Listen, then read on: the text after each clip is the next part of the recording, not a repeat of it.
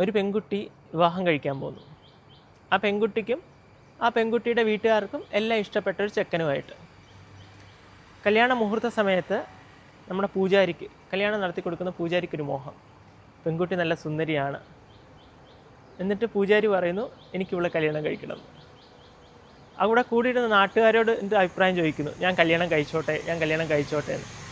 അപ്പോൾ നാട്ടുകാരെല്ലാം തങ്ങളുടെ ഏറ്റവും വലിയ അമ്പലത്തിൽ പൂജ നടത്തുന്നൊരു പൂജാരിയല്ലേ, എന്നാൽ പൂജാരി കല്യാണം കഴിക്കട്ടെ എന്ന് പറയുന്നു. അപ്പോൾ പൂജാരി അത് പറഞ്ഞിട്ട് എന്നാൽ ഞാൻ തന്നെ യോഗ്യൻ കല്യാണം കഴിക്കാൻ എന്ന് പറഞ്ഞ് ക്ലെയിമുമായിട്ട് വരുന്നു.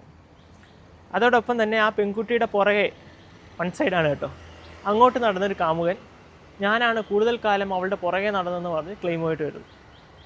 ഞാനാണ് കല്യാണം കഴിക്കാൻ യോഗ്യം എന്ന് പറഞ്ഞു.